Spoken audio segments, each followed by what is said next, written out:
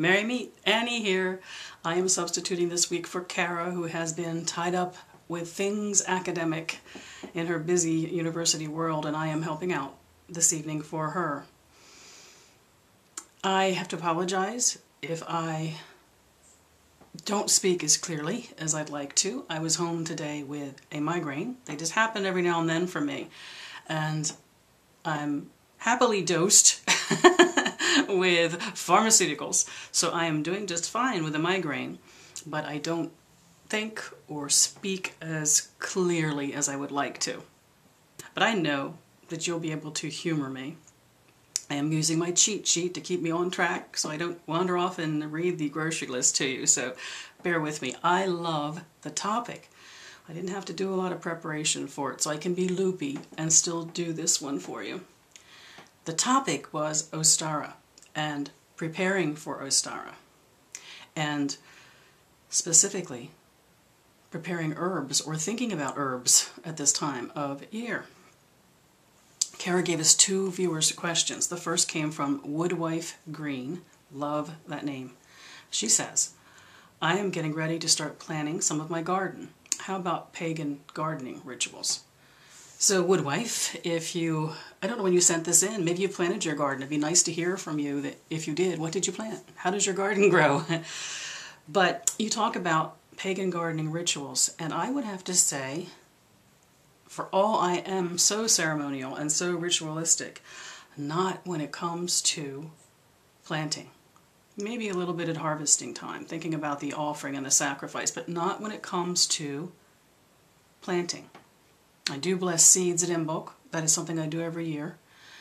But it's a very casual, ritualistic kind of thing for me when it comes to gardening. I think it's very important to bless the soil, to lay hands on it and in it and feel the coolness and the dampness. And also let the feeling of the sun on the back of your hand, lay your hand on the ground to feel the beauty of the dirt, and then feel the sun on the back of your hand. It's wonderful if you can really just give into it and just spread eagle yourself out onto your newly turned soil, and do it at the end of your work when you're sweaty and stinking and heading for a shower anyway. Just be one with the soil and appreciate that it's not just about the plants, it's about what the earth is bringing to them and what the sun and the air and what comes down is bringing to them. I wouldn't say it's a ritual, I'd say it's a celebration. And don't take the soil for granted is what I'm saying. Celebrate the soil. And then I don't like to anthropomorphize seeds. When it comes to gardening, I don't mind using them as a symbol in ritual, but when it comes to gardening, I want to honor them not as something human or some lesson of the psyche. I want to honor them as a living thing, which we are planting in that soil and will tenderly nurture and bring forth and assist in the act of creation.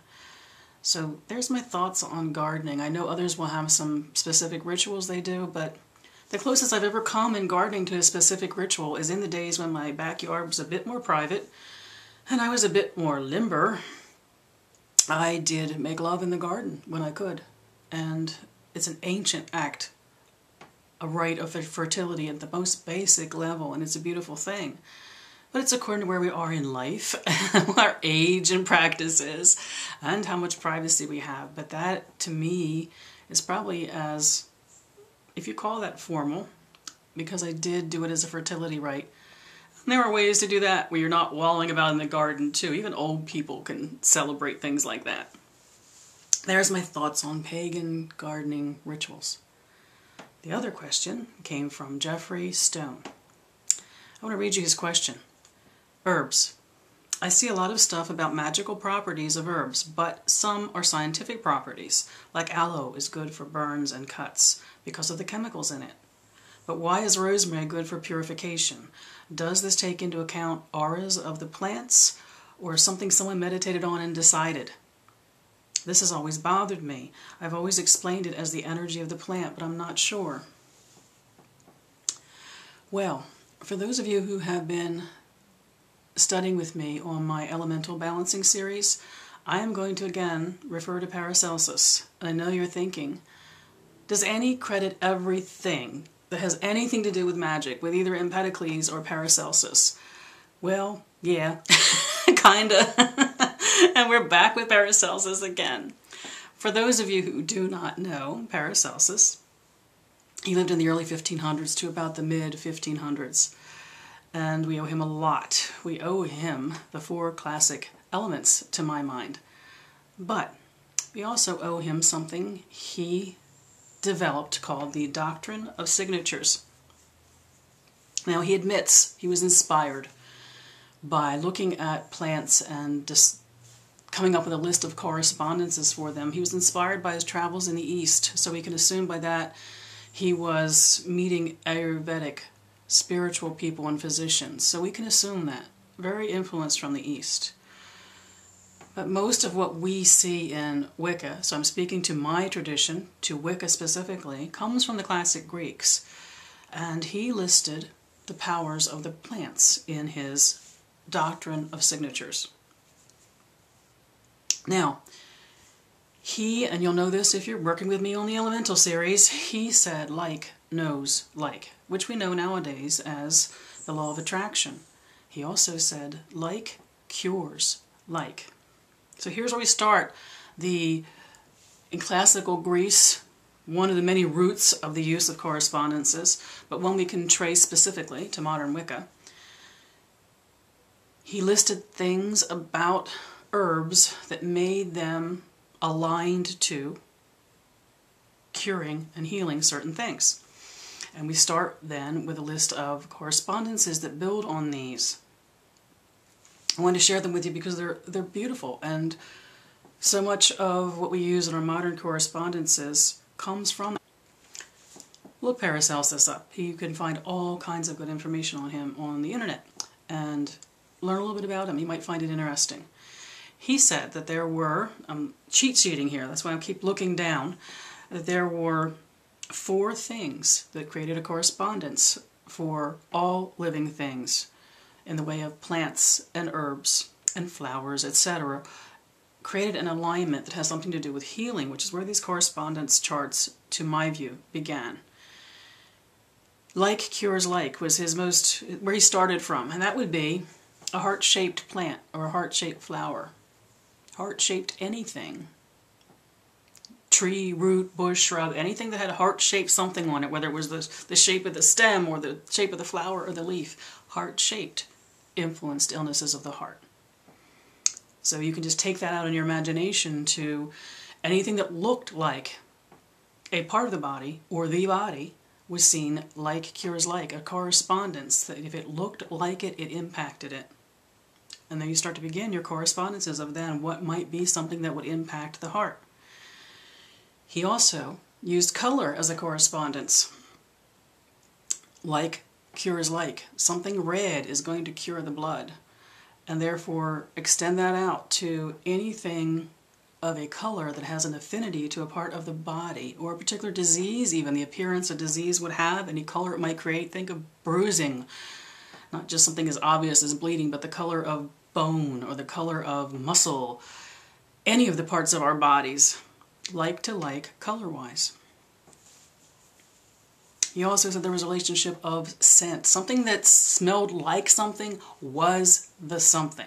So if something smelt invigorating, it was invigorating. If all the different, you could make your own sense of correspondences, never looking at a list to think when you smell something, how does it make you feel? What does it in your mind? If you smell a flower, you think a flower, but would you also think refreshing or rejuvenating, or think of the smell of eucalyptus or the smell of cinnamon, or all the many, just think and think and think, all the smells and what they might mean, the way they make you feel, and what they can create out of that. And then his last thing that he used in his correspondences was the living environment. And the living environment was, for instance, something that only thrives in the wet would be used to heal fevers, or something that where someone was drying out or dehydrated, or something that thrived at night might be used as a calming thing because the night was seen as calming. Something which was particularly vibrant and growing during the day might be seen as something that brought life force and invigoration. So appearance, color, scent, and the environment something grew up in was considered to be a correspondence. Like cures like. So then we can get part of where our modern correspondence charts came from for the herbs and plants that we use. That's only a small part of it. To me, the greatest influence on the correspondence tables that we use in neo-paganism, especially the way I was taught them and the way you'll see them in most books, is astrological in nature. And we also have someone to give credit to for that. We are going to fast forward now to the, let's see, I'm checking my notes, early to mid 1600s. An Englishman by the name of Nicholas Culpeper. Again, lots of information online for Nicholas Culpeper, and I think you will enjoy reading a little bit about what he brought to modern correspondences, or the way they come down to us, the way we use them now. And that would be the connection of, let's start by, if you don't know that time well, physicians were often astrologers. Now we're talking physicians, we're not talking the people of the field, the pagans, the healers of the village. We're talking physicians, so physician, surgeon types that were highly educated for their time. They were almost always astrologers, and they saw a link between the heavens and the elements here on earth. They felt that the heavens influenced the elements here on earth, and that would be because they saw that the elements were spun out of the stuff of ether, and therefore the intangibles of the universe, which were so vast and beyond but seemed so eternal and unchanging to the ancients, the influence of astrology on the elements, their influence on it, truly impacting and shifting and changing, mixing and mingling the elements. It was the times, and it was the way that physicians were thinking. And treatment of illnesses would often start with deciding what aspect of the heavens a person was themselves, what aspect of the heavens their illness was, and then aligning that to a plant, an herb, a resin, a healing plant that was aligned to certain aspects of the heavens. This is where the majority of our modern correspondences come from. I was just looking down because I have a quote from him that I really like. And he said, "He that would know the reason of the operation of herbs must look up as high as the stars." And we really need to credit he and his contemporaries for this wider listing, correspondence of what botanicals could be. So let me give you an idea what this means, and you're going to recognize then where so many of our modern correspondences have come from. Use the sun as an example, because it was the sun, the moon, and the known planets. So the sun, seen as a projective force, a life force representing strength and vigor. The sun ruled the growing aspect of all plants, the thriving, growing aspect of all plants. Understandable. The plants that were considered to be sun plants were the ones that particularly seem to thrive on light. So we know that all plants thrive on it, but we're talking about plants that lift their faces to it, that move according to the position of the sun in the sky, that were seen responsive to the sun. So sun plants would be things like sunflowers and marigolds, saffron, think of the bright red of that, and cinnamon. There's the sun. The moon. The moon was seen, as it is still in traditional Wicca, as a receptive force, as something which is flexible and accommodating, not in a sense of weakness, but in a sense of that is where it gets its power. Think of water and the willow and the bending, the power that is bending, that's bendable, that doesn't snap or break or be too hard or inflexible. The moon rules sprouting of plants and the germination of plants. So think of when you plant your seeds, woodwife, when that first seed comes out, when the first sprout comes out, think of bean sprouts, literally. Think of what sprouting is. The energy of that first coming forth is considered to be the energy of the moon. Not surprisingly, plants which grow at night or near the water, and plants that have juicy leaves that you can take liquid from. And also there are plants with moon-shaped leaves. There'll be cool colors like white and gray and lilac and purple. And plants we'll recognize like aloe and eucalyptus, hibiscus, lotus, and catnip. Let's just take one of the planets as an example because we'll go too long otherwise. Mercury, the messenger god, represented the force of transformation and rapid change.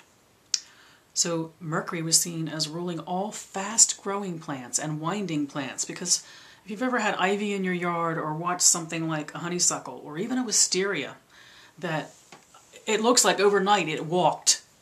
It grabbed and walked with its tendrils, and it seems to be traveling, and it moves quickly. It seems too quick for a plant sometimes. We're astounded at the speed at which some of these climbing and creeping plants seem to move. So Mercury is not seen to rule any particular color plant, but rules all color plants. Is not considered to be a color affinity plant. But all of Mercury's plants have small flowers. They have feathery leaves. They have seeds with wings. I saw that in the description someplace, and I love that. Seeds with wings. But you know what I mean when I say that? Think of dandelion puffs. And they all have finely divided leaves.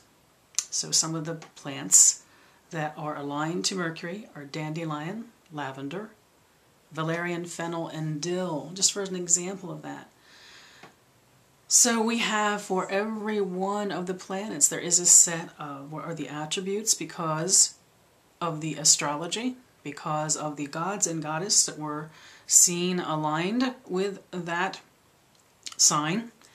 We have the part of the plant they were responsible, everything from whether it was the bulb in the ground or the flowers and leaves or the strengths of the trunk, or every aspect of the growing and the parts of a plant were seen as being ruled by certain aspects in the heavens.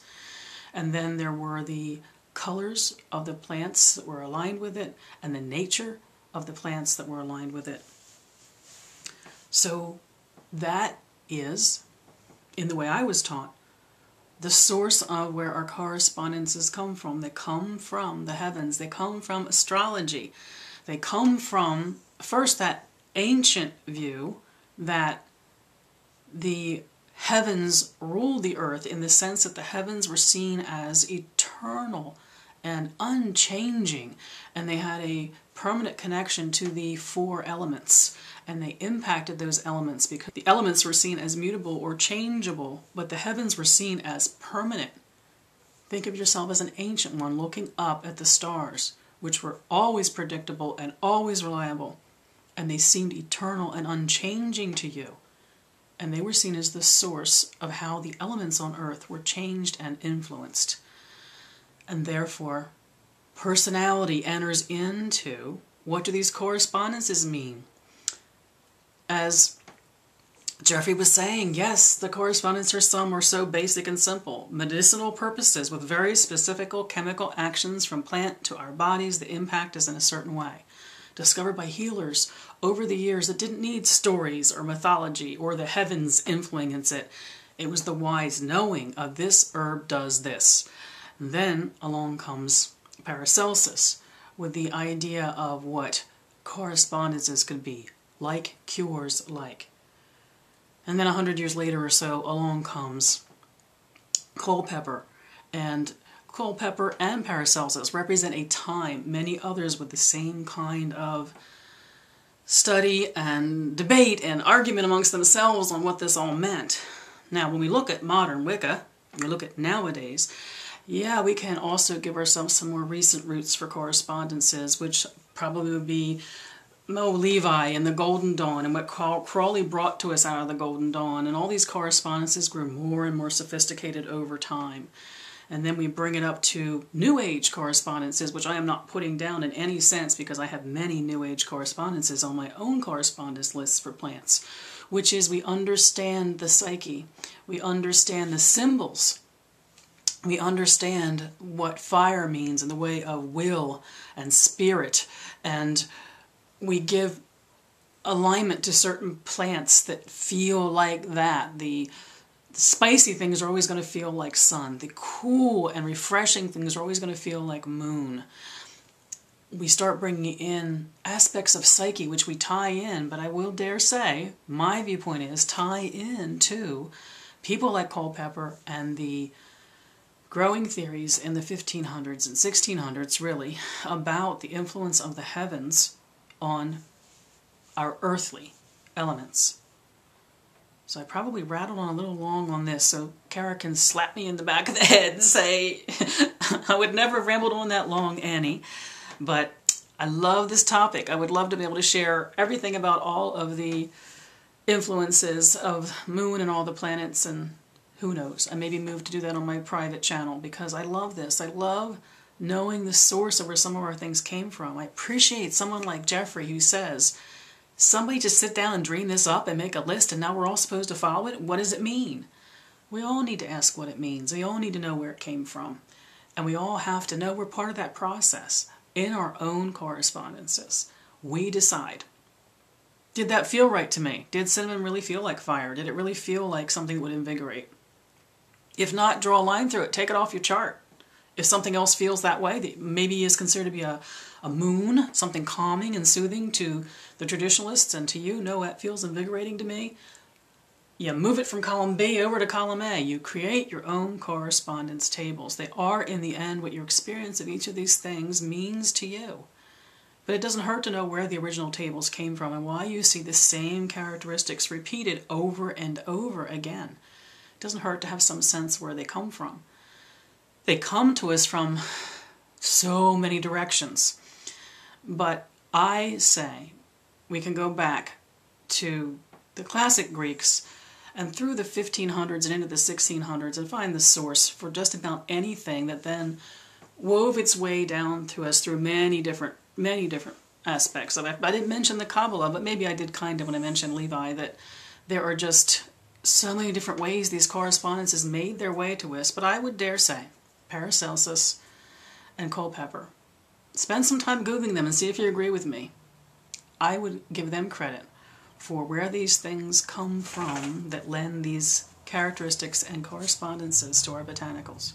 I was reminded by Jeffrey's question how much I love this particular subject of correspondences for our botanicals. I wish you all mirth and reverence. Merry part, my friends. Till the next time.